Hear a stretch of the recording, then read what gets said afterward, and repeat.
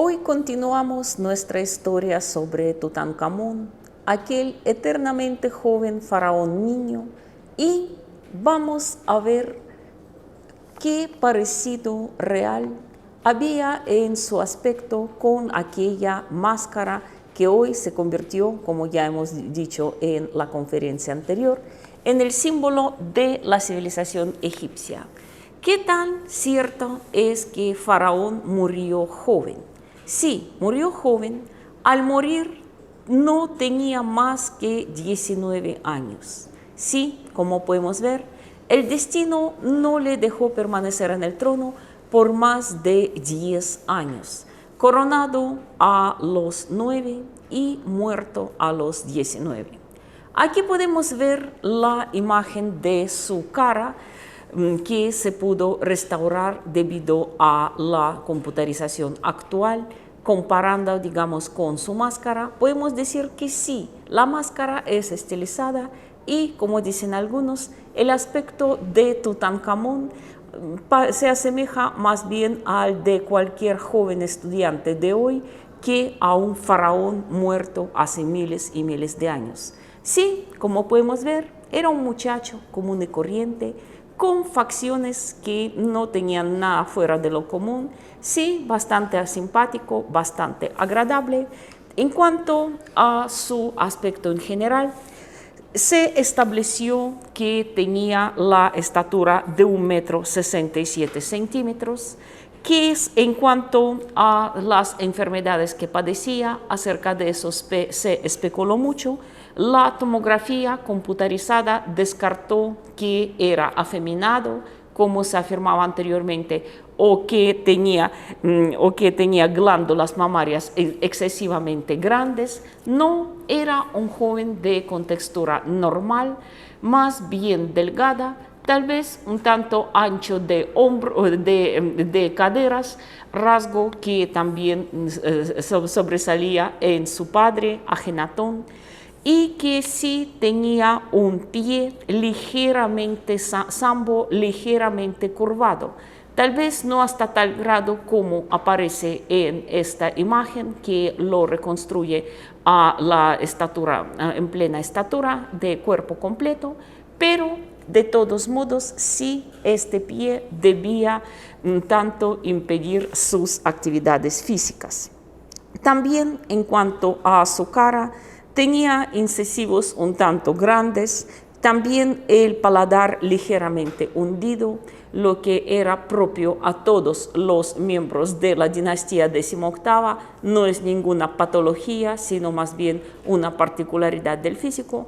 En fin, el aspecto de Tutankamón como tal no permite definir con certeza por qué había muerto tan joven. Algunos afirman que la presencia de la gran cantidad de bastones en su tumba, he aquí precisamente aquella magnífica colección de bastones de madera de ébano, adornado con oro, con marfil, con otros materiales muy valorados en aquella época. Claro que puede surgir una pregunta: ¿por qué un hombre tan joven necesitaría todos estos bastones? ¿Acaso realmente su pierna lesionada no le permitía desplazarse con normalidad? Pero muchos afirman que no solo Tutankamón, sino muchos otros faraones que aparentemente no presentaban ninguna patología, también con frecuencia aparecen en sus imágenes oficiales apoyándose sobre un bastón, y que bastón era más bien un símbolo del poder que realmente una necesidad. También se descartaron hoy día las posibilidades de que Tutankamón pudo haber muerto de tuberculosis. Algunos también mencionan malaria o posiblemente una intoxicación, un envenenamiento. Todo esto no eran más que especulaciones, pero al parecer la muerte se produjo a causa de lo que hoy día se conoce como necrosis ósea vascular, y fue el resultado de un accidente.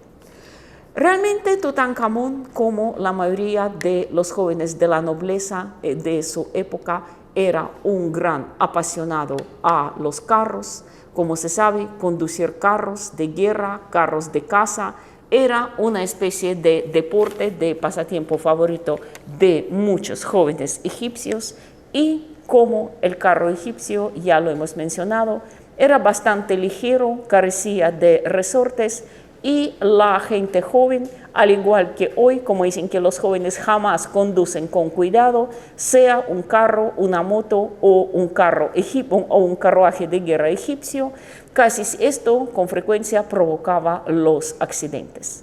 Tutankamón, sin duda alguna, al juzgar por esa gran cantidad de carros que aparecían en su tumba, también era un gran apasionado a conducir los carros.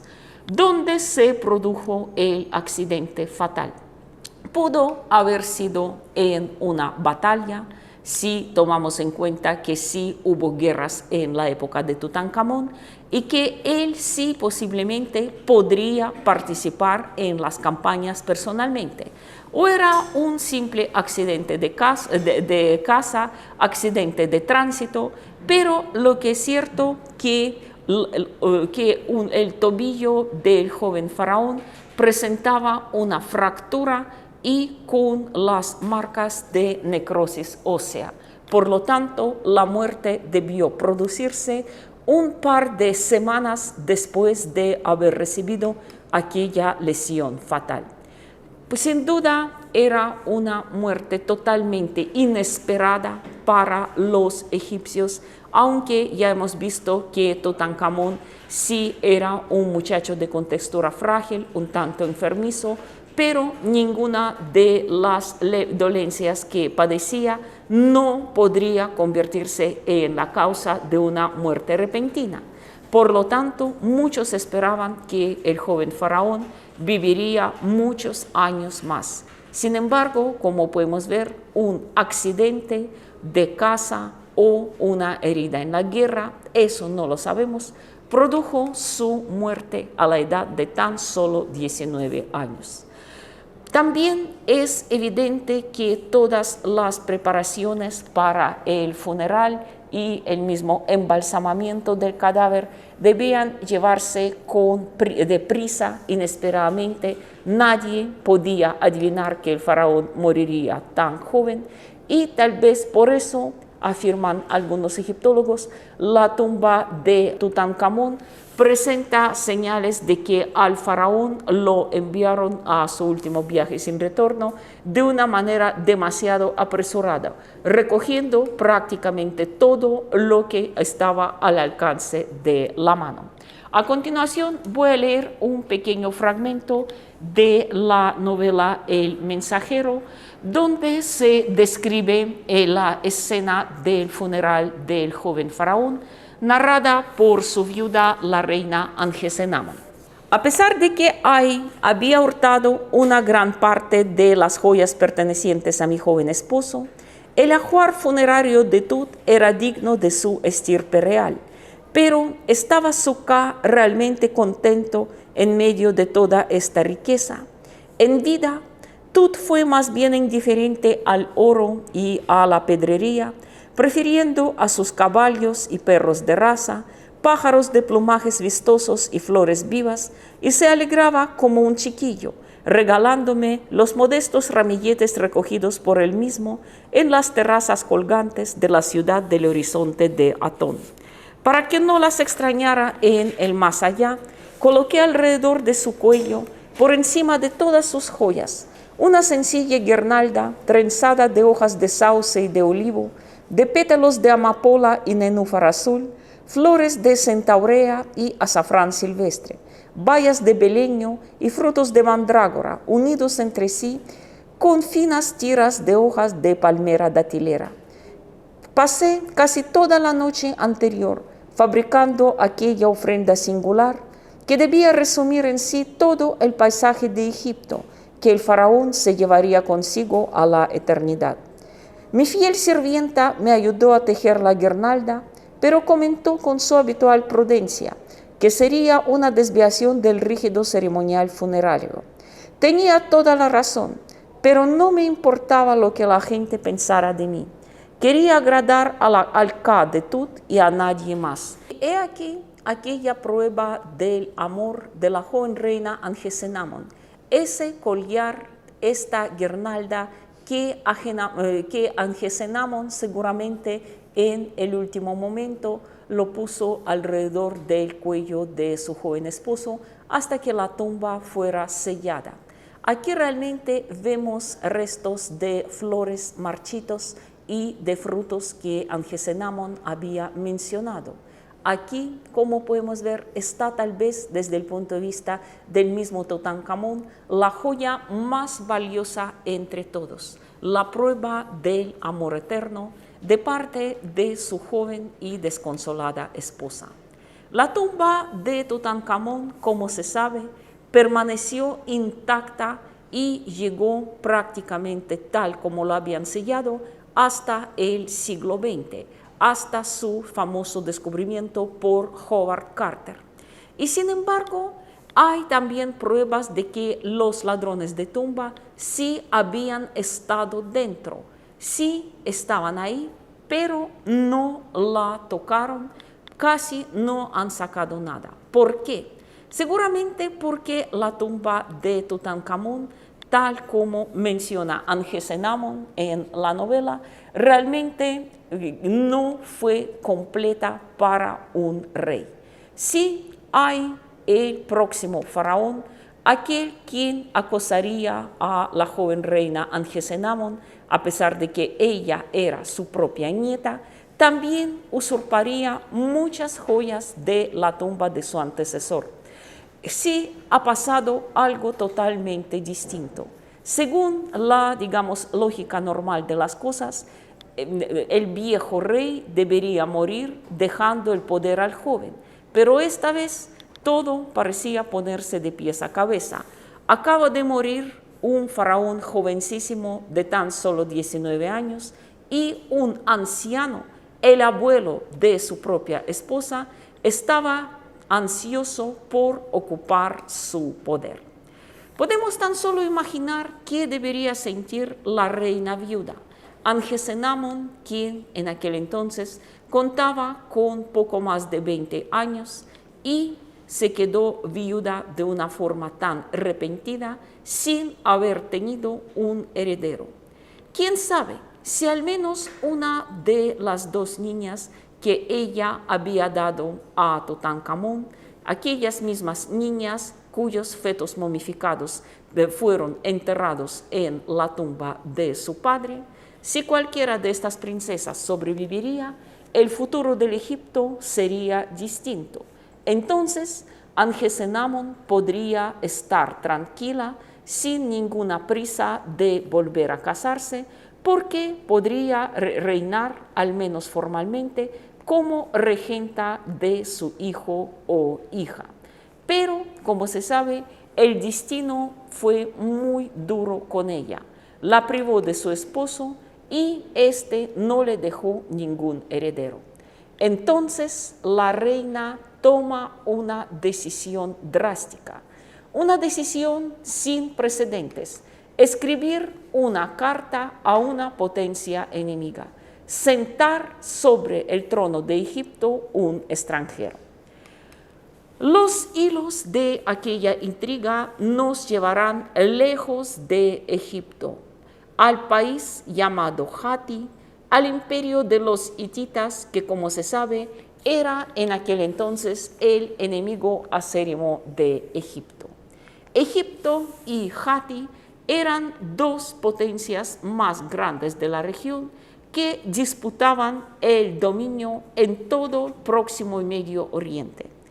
Y aquí vemos las ruinas del archivo real en Hattusa, es decir, aquella oficina de correo hacia donde debió llegar la carta de Angesenamon. Aquí, en esta tablilla de acero, porque los hititas, como se sabe, eran muy meticulosos en registrar toda la correspondencia oficial, así que este aspecto debió tener la oficina donde llegó aquella primera carta de la reina Angesenamon. ¿Y qué es lo que nos dice la carta?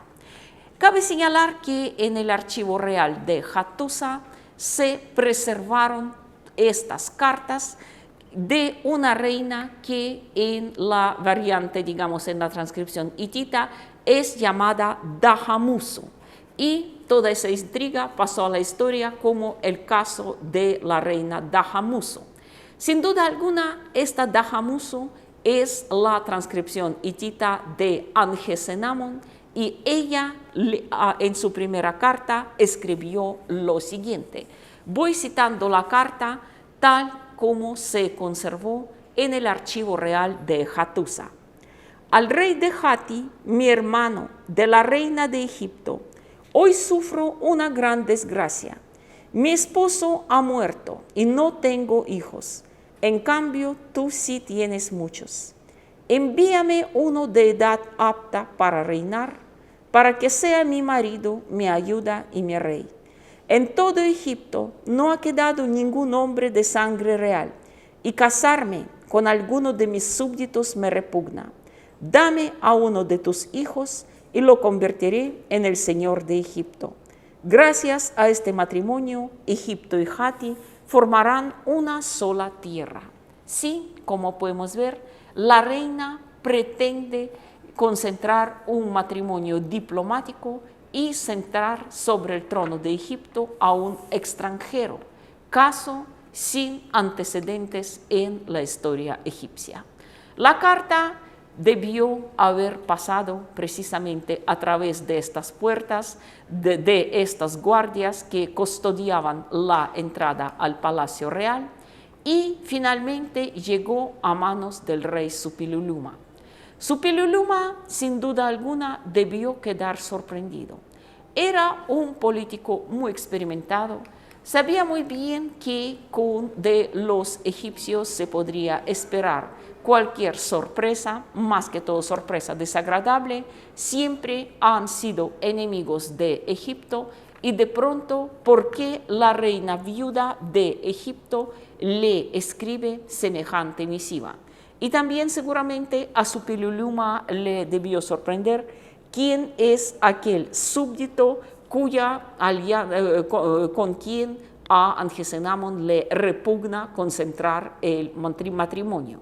Sin duda alguna, este súbdito atrevido debió ser Ay, el abuelo de la reina. Pero Suppiluliuma queda desconfiado, y para conocer mejor las intenciones de la reina, qué tan franca, qué tan sincera es en sus intenciones, manda a Egipto a un hombre que en las crónicas oficiales hititas es nombrado Hattulu, hombre, como decían, de máxima confianza del rey. Y no sabemos si este personaje realmente era tan importante y si Hattulu era su nombre verdadero. A lo mejor bajo esta apariencia de un simple cartero, de un simple mensajero, podría esconderse algún personaje importante, tal vez alguien de la familia real. En esto precisamente se hace énfasis en la novela El mensajero, donde este tal Hattulu, apenas mencionado en las crónicas, se convierte en uno de los tres protagonistas principales. No sabemos con certeza cuál era el contenido de la carta que Hattulu llevó a Egipto desde la corte de su señor Suppiluliuma, pero la respuesta de Angesenamón es así. A mi hermano, el gran rey de Hatti, de Angesenamón, la soberana de las dos tierras, ¿por qué desconfías de mí? Si tuviese un hijo y heredero, ¿acaso escribiría a un extranjero pidiéndole favores y divulgando mi situación? Al hablarme con desconfianza me has insultado, pero no te guardo rencor. El que fue mi esposo ha muerto y no tengo descendencia. Repito, que nunca asociaría al trono a ninguno de mis súbditos para casarme con él. No me he dirigido a nadie más, porque sé que eres el único rey realmente poderoso y capaz de tomar tus propias decisiones. Sé que tienes varios hijos, así que cédeme a uno de ellos y lo convertiré en esposo mío y en faraón de las dos tierras. Después de esta carta, Suppiluliuma finalmente se rinde, aunque posiblemente hubo algunos otros intercambios de noticias y otros mensajeros montados en los carros reales habían partido de Hattusa rumbo a Egipto, pero lo que sabe que el rey realmente nombró a uno de sus hijos menores, el príncipe Sadansa, como el posible candidato a convertirse al faraón de Egipto. Aquí también, como podemos ver, la historia hubiera podido tomar un giro inesperado, pero lastimosamente, para el bien o para el mal, aquí no se puede hablar con certeza, el joven Zananza jamás llegó a Egipto. Parece que lo habían asesinado por el camino y eso llevó a cabo unas nuevas hostilidades entre los hititas y los egipcios. Los hititas, ansiosos por vengar la muerte de su príncipe, emprenden un nuevo ataque contra Egipto, pero son detenidos por el general Horemheb. Sí, aquel mismo Horemheb a quien ya hemos mencionado como el comandante supremo del ejército, tanto en los tiempos de Ajenatón como también bajo su sucesor Tutankamón. Esto, sin duda alguna, frustró los planes de la joven reina. No se sabe nada acerca de su reacción, solo que poco después de aquel conflicto hay el nuevo faraón de Egipto, se casa con ella. Pero algo curioso, poco después de la boda, Angesenamón desaparece sin dejar rastro. ¿Qué fue con ella? Se suicidó posiblemente por no poder soportar aquella vergüenza, como ella decía en su carta, que nunca permitiré que ningún súbdito se case conmigo.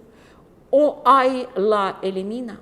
O, ¿por qué no imaginar? Porque a mí me parece que esta reina, que tanto había sufrido en su vida, tal vez optó por el exilio, al igual que, por ejemplo, el famoso Sinué, el personaje de una historia que ya hemos mencionado, que sí, tal vez prefirió escapar de Egipto, rehacer su vida en algún país lejano, a lo mejor en la tierra de su suegro frustrado, el rey Suppiluliuma.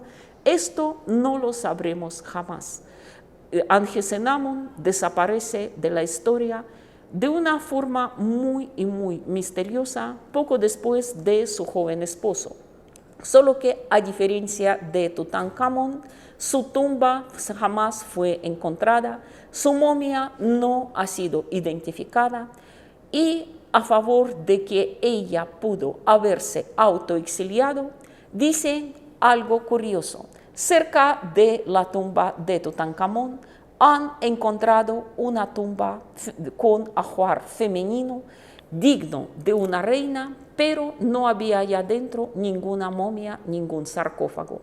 Posiblemente era una tumba preparada para Angesenamón, pero ella jamás llegó a descansar ahí. Así que, como podemos ver, muchos enredos, muchas intrigas, muchas lagunas y un vuelo amplio para la fantasía de un novelista. Ahora pasemos a hablar de Ay, cuyo reinado resultó ser más bien breve, lo que nos sorprende tomando en cuenta que llegó al trono siendo ya muy anciano. Al parecer era hombre segundo hombre más importante en el estado bajo Amenhotep III, bajo Ajenatón, bajo Tutankamón, y ahora por fin, tras haber sobrevivido a los 3 faraones, se convierte en el faraón él mismo. Aquí podemos ver la escena de una pintura en la tumba de Ay, donde él realiza la apertura de la boca. Ay está a la derecha, ataviado con los ropajes ceremoniales de sacerdote, y a la izquierda aparece la momia de Tutankamón, a quien Ay le realiza la apertura de la boca, convirtiéndose así oficialmente en su heredero y sucesor. Algo paradójico, un faraón viejo convertido en el heredero de un faraón joven. De ahí se conservaron algunos emblemas, como por ejemplo este sello. También él había usurpado algunas estatuas del mismísimo Tutankamón. Esto es, por ejemplo, es una estatua que otrora representaba a Tutankamón, pero posteriormente su nombre fue reemplazado con el cartucho, es decir, con la inscripción oficial de nombre de Ay. Eso quiere decir que Ay trató de pasarse por alguien más joven de lo que realmente era.